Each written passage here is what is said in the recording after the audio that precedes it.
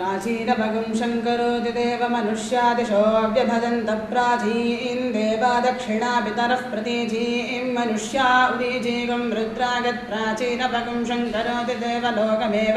तद्यजमान उपावर्तते परिश्रगत्यन्तर्हितो हि देवलोको मनुष्यलोकान्नास्माल्लोकात् स्वेतव्यमिवेत्याहुः को हि तद्वेद यद्यमुष्मिल्लोकेऽस्ति वा न वेति दिक्ष्मतीकाशान् करोत्युभयोर्लोकयोरभिजित्यैकेशश्मश्रुपपदे नखानि निकृन्दते मृता वा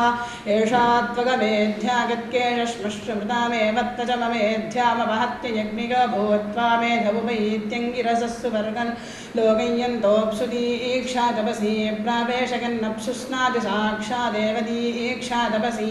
अपरुन्धे तीर्थे स्नाति तीर्थे हि ते तां प्रावेशकन् तीर्थे स्नाति तीर्थमेव समानानां भवत्यपोष्ण्यात्यन्तत एव मेध्यो भवति वाससादीक्षकति सौम्यं वै क्षौमं देवतगा सोममेष देवतामुपैतिको दीक्षते सोमस्य तनूरसि तनुवं मे पाहीत्याह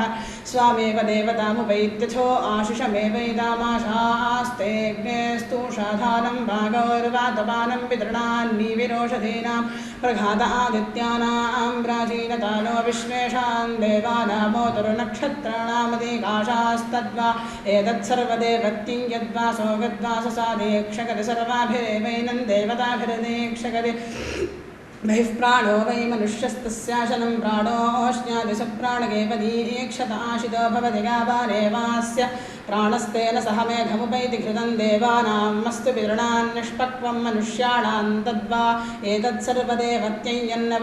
यन्नवनीतेनाभ्यङ्क्ते सर्वा एव देवताः प्रीणाति प्रच्युतो वा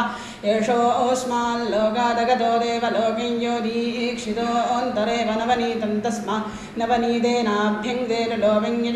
व्यावृत्या इन्द्रो वृत्रमहन्तस्य कनीनिका परापदत्तदाञ्जनमपवद्यदान्ते चक्षुरेव भ्रातृव्यस्य वृन्ते दक्षिणं पूर्वमान्ते सव्यगं हि पूर्वं मनुष्या आञ्जतेन निधावते नीवहि मनुष्या धावन्ते पञ्चकृत्वा आङ्क्ते पञ्चाक्षरा पङ्क्तिः पाङ्क्तो यज्ञमेवावरुन्धे परिमितवान्ते परिमितगं हि मनुष्या आञ्जते सतूलगान्ते पतूलगा हि मनुष्या आञ्जते व्यावृत्ति यदपतूलगाञ्जेतवज्ज इव स्यात् सतूलगान्ते मित्रत्वागेन्द्रो वृत्रमहांसो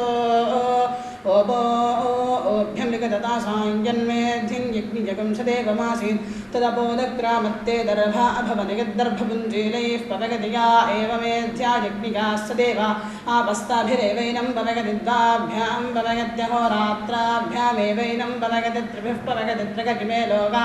एभिरेवैनं लोकैः पवगति पञ्चभिः पवगति पञ्चाक्षरा पङ्क्तिः पाङ्क्तो यज्ञो यज्ञाकैवैनं पवगति षड्भिः पवगति षड्वा ऋतवऋतुभिरेवैनं पवगति सप्तभिः पवगति सप्तछन्दागं च छन्दोभिरेवैनं पवगति नवभिः पवगति नववै पुरुषे प्राणाः सप्राणमेवैनं पवगत्येकविंशत्या पवगति दशहस्त्या अङ्गुलगोदशपद्या आत्मैकविंशो यावानेव पुरुषस्तमपरिवर्गं पवगति चित्पतिस्त्वा पुनात्वित्याह मनो वै चित्पतिर्मनसैवैनं पवगति वाक्पतिस्त्वा पुनात्वित्याह वाचैवैनं पवगति देवस्त्वा सविता पुनात्वित्याह स पितृप्रसूत एवैनं पवगति तस्य देववित्रपदे पवित्रेण कस्मैकं पुनेतच्छकेकमित्याह शिशमेवैतामाशास्ते यावन्तो वै देवा यज्ञाया पुनतत एवाभवनिग एवं विद्वान् यज्ञागपुनीते भवत्येव बहिः पवगित्वान्तः प्रवानिगति मनुष्यलोक एवैनं पवगित्वा पूतं देवलोकं प्रणगत्यदीक्षित एकयाहुत्येत्याहुस्रुवेण चतस्रोदुहोदिदेक्षितत्वागस्तुता पञ्चमीं पञ्चाक्षरा पङ्क्तिः पाङ्क्तो यज्ञो यज्ञमेवावरुन्धागूत्यै प्रकृतेज्ञके स्वाहेत्याहागूत्याहि पुरुषो यज्ञमिहि प्रयुङ्क्ते गजेगेति मेधा मनसेज्ञके स्वाहेत्याह मेधगा हि मनसा पुरुषो यज्ञमभिगच्छति सरस्वत्यै पूष्णे यज्ञये स्वाहेत्याह वाग्यै सरस्वती पृथिवी पूषा वाचैव पृथिव्या यज्ञं प्रयुङ्क्त आपो देवीर्बृहतीर्विश्वशम्भुभगित्याह या वै वर्षास्ता आपो देवीर्बृहतीर्विश्वशम्भुभोगदे तद्यचरणभ्रोगा दिव्या आपो शान्ता इमल्लोकमागच्छे गिरापो देवीर्बृहतीर्विश्वशम्भुभगित्याह अस्मा एवैना लोकागशमगति तस्मात् छान्ता इमल्लोकमागच्छन्ति द्यावा पृथिवी इत्याह द्यावा पृथिव्योर्हि यज्ञस्वाहोरोरन्तु यज्ञोर्वन्तरिक्षमित्याहान्तरिक्षे हि यज्ञो बृहस्पतिर्नो हविषा वृधात्वित्याह ब्रह्म वै देवानां बृहस्पतिर्ब्रह्मणैवास्मै यज्ञमवरुन्धे यद्ब्रूगाद्विधेति यज्ञस्थानमृच्छेद्वृधात्वित्याह यज्ञस्थानमेव परिवृणक्ति प्रजापतिर्यज्ञमसृजत सोऽस्मात् सृष्टः परामयीत् स प्रगतिरव्लीनात् प्रसामतमृगुदगच्छद्यदृगुदगच्छत्तदौ उद्ग्रहणस्यौ उद्ग्रहणत्वमृजाजुहोति यज्ञस्योद्यत्या अनुष्टुप्छन्दसामुदगच्छदित्याहस्तस्मादनुष्टुभाजुहोति यज्ञस्योद्यत्यै द्वादशवात्सबन्धान्यदगच्छन्नित्याहस्तस्मात् द्वादशभिर्वात्सबन्धविदो वीक्षयन्ति सा वा एष वीक्षकदिवाचैवैनगं सरपगादीक्षकति विश्वे देवस्य नेतुरित्याह सावित्र्येतेन मर्तो वृणीत सख्यमित्याह पितृदेवत्यै तेन विश्वे रागैषुद्धिसीत्याह वैश्वदेव्येतेन द्युम्नं वृणीत पुष्यस इत्याह पौष्ण्येतेन सा वा एषुत्सर्वाणि छन्दागं सिकदेतगर्च येषुक्षरपदेवत्यागदेतगर्चादेक्षकति सर्वाभिरेवैनं देवताभिरदेक्षकति सप्ताक्षरं प्रथमं पदमष्टाक्षराणि त्रीणि गानि त्रीणि तान्यष्टावपगन्धिकानि चत्वारि तान्यष्टौ यदष्टाक्षरातेन गायत्रीगदेकादशाक्षरा तेन दृष्टुग्यद्वादशाक्षरातेन जगदे सा वा एषुत्सर्वाणि छन्दागं सिकदेतगर्चादेक्षकति सर्वेभिरेवैनं छन्दोभिरुदेक्षकति सप्ताक्षरं प्रथमं पदकं सप्तपदाशक्वरी वशवशक्वरी पशूनेवावरुन्ध एकस्मादक्षरादनाप्तं प्रथमं पदं तस्माद्यद्वाचोनाप्तं तन्मनुष्या उपजीवन्ति पूर्णगाजुहोति पूर्ण इव हि प्रजापतिः प्रजापतेराप्त्यैन्योनगाजुहोतिन्योनाद्धिः प्रजापतिः असजतप्रदानागं दृष्ट्यै ऋक्सामे वै देवेभ्यो यज्ञायाधिष्ठमाने कृष्णो रूपं कृत्वा पक्रम्याधिष्ठतां ते मन्यन्तयं वा इमे उपावर्च्यतस्य किदं भविष्यति ते उपामन्त्रगं तदे अहोरात्रगोरुमहिमानवमनिधागदेवानुपावर्तेतामेष वा यचो वरुण गच्छिप्तं कृष्णादिनस्येषसां नो गत्कृष्णमृक्षामगोशिल्पे स्थगित्याह ऋक्सामे एवावरुन्ध एष वा अह्नो वरुण गच्छिप्लं कृष्णादिनस्येषरात्रगा गत्कृष्णं यदेवैन गोस्तत्रण्यक्तं तदेवावरुन्धे कृष्णाजिनेन दीक्षगतिब्रह्मणो वा एतद्रूपं यत्कृष्णाजिनं ब्रह्मणैवैनं दीक्षगतीमान्धिजगं शिक्षमाणस्य देवेत्याह गसागजरेवैतद्गर्भो वा एष गद्दीक्षित उल्बं वा सः प्रोर्णुते तस्माद्गर्भाः प्रावृताजागन्तेन पुरा सोमस्य क्रगादपोर्णीतगत्पुरा सोमस्य क्रगादपोर्णीतगर्भाः प्रदाना अम्बरापादुकास्य प्रीते सोमे अपोर्णुते जागत एव तदथोकसावसे जागं सम्प्रत्यपोर्णुते तादृगेव तदङ्गिरसस्तु वर्गं लोकयन्त ऊरजं व्यभदन्त ततो गदत्यशिष्यत ते शरा अभवन्नोर्द्वे शरा गच्छरमगे मेखला भवत्यूर्जमेवावरुन्धे मध्यतः सन्नह्यति मध्यत एवास्मा ऊर्जं दधाति तस्मान्मध्यत ऊर्जा भुञ्जत ऊर्ध्वं वै पुरुषस्य नाभ्यैवेद्यमवाचेन ममेध्यं यन्मध्यतः सन्नह्यति वेद्यं चैवास्यामेध्यं च व्यावर्तगतीन्द्रवृत्रागवज्रं प्राहरत्सत्रेधा व्यभवत्स्फिस्त्रिते जगं रथस्त्रिते गङ्ग्योपस्त्रिते गङ्गेन्दशरा अशीरगन्धदेशरा अभवन्तच्छराणागं शरत्वं वज्रो वै शराः क्षित्खलु वै मनुष्यस्य भ्रातृव्य यच्छरमगे मेखला भवति वज्रेणैव साक्षात् शुद्धं भ्रातृव्यं मध्यतो वहति त्रिवृद्भवति त्रिवृद्वै प्राणस्त्रिवृतमेव प्राणं मध्यतो यजमाने दधाति पृथ्वी भवति रज्जूनां व्यावृत्यै मेखलगा यजमानन्दीक्षकदियोक्त्रेण पत्नीं विसुनत्वाय यज्ञो दक्षिणामभ्यध्यागत्तागं समभवत्तदिन्द्रो चागत्सो मन्यत यो वा इदो जनिष्यते सकिदं भविष्यति दितां प्राविशत्तस्या इन्द्र एवाजागतसो मन्यत यो वै मदितो परो जनिष्यते स इदं भविष्यति तदस्या अनुवृष्ययो निमाच्छिनत्सा सूतमशा भवत्तत्सूतमशा बीजन्म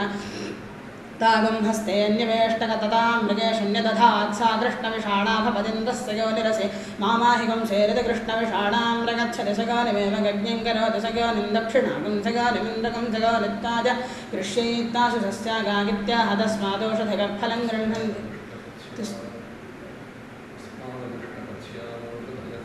तस्मादृष्टपच्या औषधगः पच्यन्ते स पिप्पलाभ्यस्तोषधेभ्यगित्याह तस्मादोषधगः फलं गृह्णन्ति यद्धस्तेन गण्डोगेतपावनं भावुकाः प्रदास्यजगत्स्मगेतनग्नं भावुकाः कृष्णविषाणया गण्डोगदे विगिह्यस्मिगदे प्रजाना अङ्गो वेसागनपुरा दक्षिणाभ्यो नेतोः कृष्णविषाणामवसृतेद्यत्पुरा दक्षिणाभ्यो नेतोः कृष्णविषाणामवसृतेद्योनिः प्रदाना अम्बरापादुकाश्चान्नेतासु दक्षिणासु चात्वारे कृष्णविषाणां प्रास्यति गौर्वै यज्ञस्य चात्वालिङ्योनिः कृष्णविषाणा योनावेव योनिं दधाति यज्ञस्य जगोनित्वागा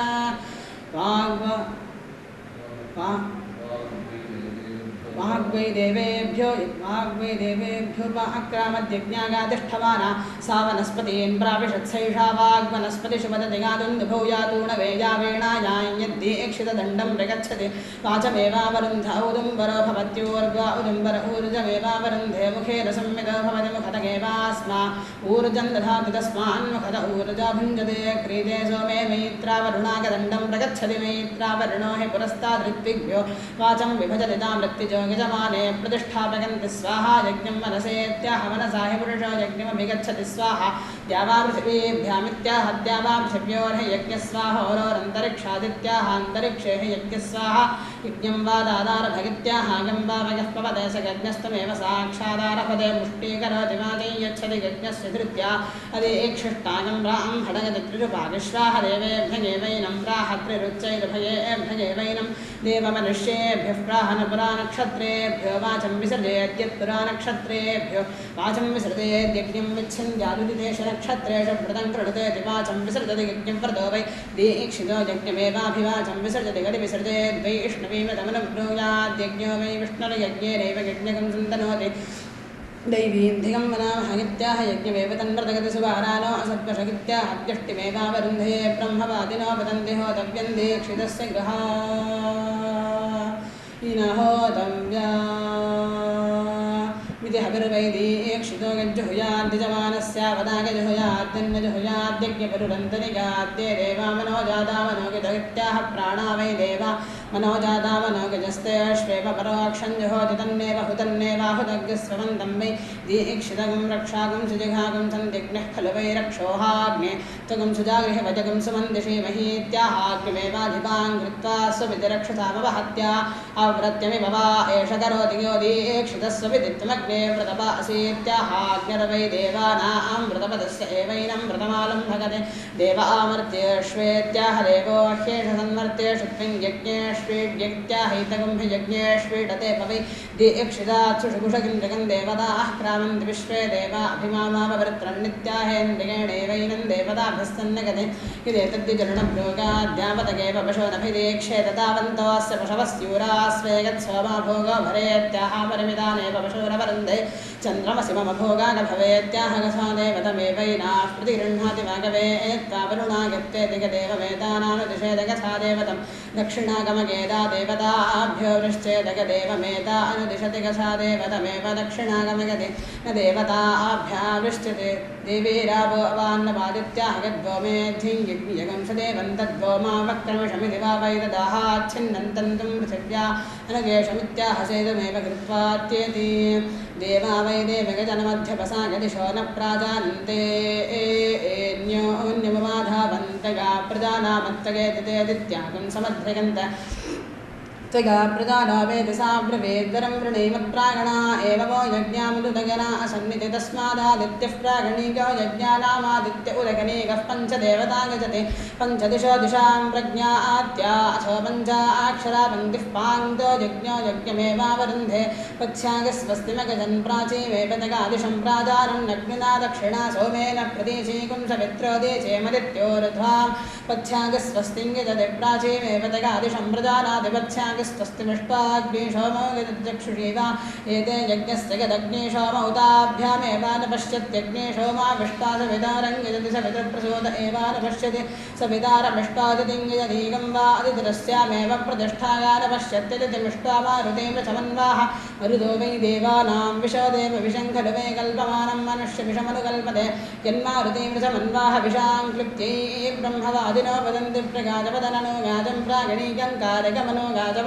प्रगाजमुदगणीगमिदेवे वै प्रगाजा अमि अनुगाजास्यैव सा यज्ञस्वदन्तस्तत्तछानकारकमात्मा वै प्रगाजाः प्रदानो गाजा यत्प्रगाजानन्तरिगादात्मानमन्तरिगाद्यदनु गाजानन्तरिगात् तदामन्तरिगाद्यतः खलु वै यज्ञस्य विततस्य न क्रियते तदनयज्ञः परा भवति यज्ञं परा भवन्तं यजमानो न परा भवति प्रजाजवदेवानो गाजवत् प्रागणीयं कारकं प्रगाजवदनु गाजवद उदगनीकं नात्मानमन्तरे दिनप्रदान्नयज्ञः परा भवति निगजमानः प्रागणीकस्य निष्कास उदगनीकमभिनिर्वपदसैव सा यज्ञस्य सन्ततिरगाः प्रागणीकस्य याज्यागत्ता उदगनीकस्य याज्याः कुरगात् परागमल्लोकमारोहेत् प्रमाजकस्यात् याः प्रागणीकस्य पुरोनुवाक्या आस्ता उदगनीकस्य याज्याः करोत्यस्मिन्नेव लोके प्रतिष्ठति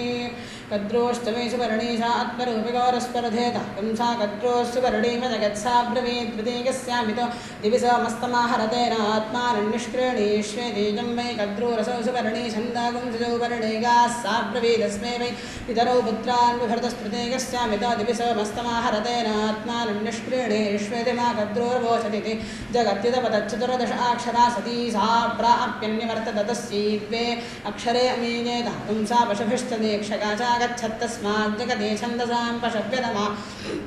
तस्मात्पशुमन्तं दीक्षोपनमति दृष्टुगुदपदत्रयोदशाक्षरा सती सा प्राप्यन्यवर्तत तस्यैत्वे अक्षरे अमीयेत कंसा दक्षिणाभिश्च तपसा चागच्छत्तस्मात् दृष्टुभो लोके माध्यन्दिने सवने दक्षिणानि गन्त एतत् खलु वावदपगित्याहुरगस्वन्ददातीति कागत्विदपदच्चतुरक्षरा सत्यजगाज्योतिषा तमस्या अजाभ्यरुन्धत तजागा अजत्वपुंसासो वञ्चाहरच्चत्वारि चाक्षराणि साष्टाक्षरा समपद्यत ब्रह्मवादिनो वदन्ति कस्मात् सत्याद्गायत्री कनिष्ठा छन्दसागं सती यज्ञमुखं परिगायति कदेवादस्यापमाहरत्तस्माद्यज्ञमुखं परिगयित्तस्मात् तेजस्विनीतमा पद्भ्यान्ते सवने समगृह्णान्मुखेनैकञ्जन्मुखेन समगृह्णात् तदधिगत्तस्माद्दे सवने शुक्रवती प्रातः सवनं च माध्यं दिनं च तस्माद्रुदेकसवनरुदेशमभिषण्डन्ते धेतमिव हेमन्यन्त आशिरमवनगते सकृत्तागाथो सम्भरत्येवैनत्तगुं सोममाह्यमाणं गन्धर्वो विश्वावसः परिकपुष्टात् स तिस्रो रात्रेः परिभूषितो वसत्तस्मात् तिस्रो रात्रिः ह्रीतः सर्वोऽवसति ते देवा अब्रुवन् स्त्रीकामा वै गन्धर्वा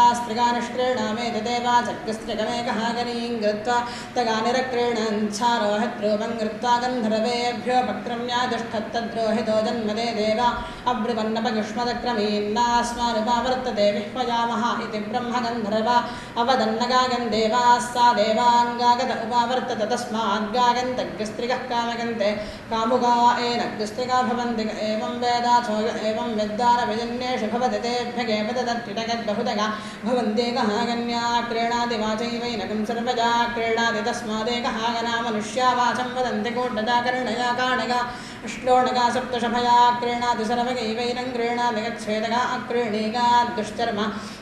यजमानस्याद्यत्कृष्णगा निस्तरणीः स्यात् प्रमादिको यजमानस्याद्यद्विरूपगा वार्त्रघ्नीः स्यात् सवाण्यञ्जनीगात्तं वान्योजनीगा तरुणगा पिङ्गाक्ष्या क्रीणात्येतद्वै सोमस्य रूपग्स्वगैवैनं देवतगा क्रीणाति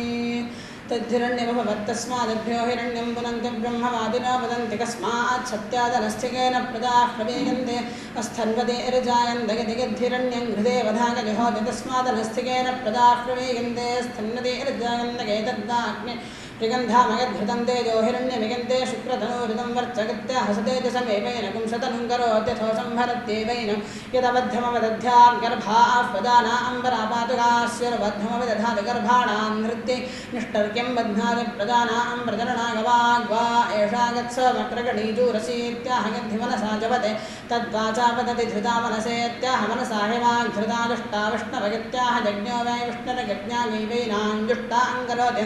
तस्यास्ते सत्यसवसः प्रसवगित्याह जवदृप्रसूदामेव वाचमवरुन्धे काण्डे काण्डे वै क्रियमाणे यज्ञगुं रक्षागुं सजिहागुं सन्देश खलु वा रक्षो हतः पन्था यो अग्नेश्च सूर्यगस्य च सूर्यगस्य चक्षुरारुहमग्ने रक्ष्णः कनीनिकामित्याह य एवारक्षो हतः पन्थास्तगुं समारोहति वाग्वा एषा गच्छामक्रगणेचिदसि मनासीत्याह शास्त्येवैनावेतत्तस्माच्छिष्टाः प्रदाजागन्ते चिदसीत्याह गद्धिमनसा चेदकले तद्वाचा वदति मनासीत्याह गद्धिमनसाभिगच्छति तत्करोति धीरसीत्याह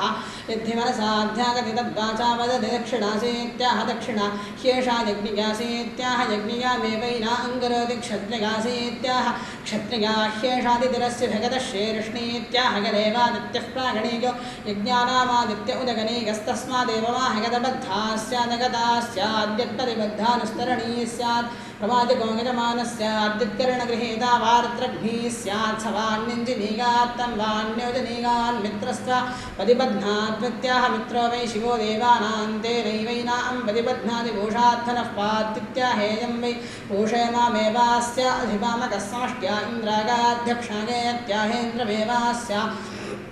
अध्यक्षं करोत्यनुत्वा मातामन्यतामनुपिदेत्याहानुमतैवैनगा क्रीणाति सा देवी देवमच्छेहीत्याह देवी ह्येषा देवः सोममिन्द्रागसोममित्याहेन्द्रागहि सोम आह्यगदे गदे तद्यजुरणभ्रूगात् परा आच्येपसोमक्रगणीगाद् रुद्रस्त्वा वर्तगत्तित्याह रुद्रो वै क्रूरो देवानान्तमेवास्यै परस्ताद्दधात्यावृत्यै क्रूरपि वा एतत्करोदिगद्रुद्रस्य केरतगतिमित्रस्य वसेत्याह शान्त्यै वाचा वा एष विक्रीणीते यः मक्रगण्या स्वस्ति सोमसखा पुनरेह सहरय्येत्याह वाचैव विक्रीग पुनरात्मन्वाचं धत्तेनुपदाशुकास्य वाग्भवति एवं वेद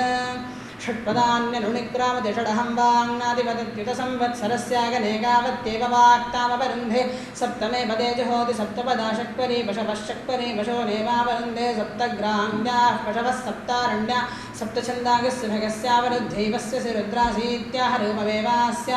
एतन्महिमानं व्याजष्टे बृहस्पतिस्त्वा सुम्नेरण्वत्वित्याह ब्रह्म वै देवानां बृहस्पतिर्ब्रह्मणैवास्मै पशूनवरुन्धे रुद्रोपशभिराचिकेत्वित्याह वृत्तिर्व्यास्त्वा मूर्धन्नादिघर्मिदे मगजनगित्याह पृथिव्याः ह्येष मूर्धागिद्दे मगजनमिडागाः पदगित्याहेडागै ह्येतत्पदङ्गित्समक्रगण्ये घृतवति स्वाहेत्याह गदेवास्यै पदान् घृतमपि इड्डित तस्मादेव माहगदध्वरिगुरुनग्नावाहतिञ्जुहुजादन्धो अध्वरिगस्याद्रक्षागं जिगिज्ञगं हन्युरहिरण्यमुपास्य जुहोद्यग्निवत्येव जुहोदिनान्धो अध्वरिगर्भवतनि यज्ञगं रक्षागं जिघ्नन्ति काण्डे काण्डे वै विगमाणे यज्ञगं रक्षागं जिघागं सन्ति परिलिखितगं रक्षः परिलिखिता अरातगगित्याह रक्षसामपहत्या इदमहगं रक्षसो ग्रीवापि गृन्तामि यो अस्मान् वेष्टिगं च भगं विष्णुगित्याह द्वौ वामपुरुषो यं चैव द्वेष्टिगश्चैनद्वेष्टि तगोरेवानन्दरायं ग्रीवाः कृन्दति पशवो वै सोमक्रगण्यै वदञ्यावत् नूतनं सम्भवति पशो नेवावरुन्धेऽस्मै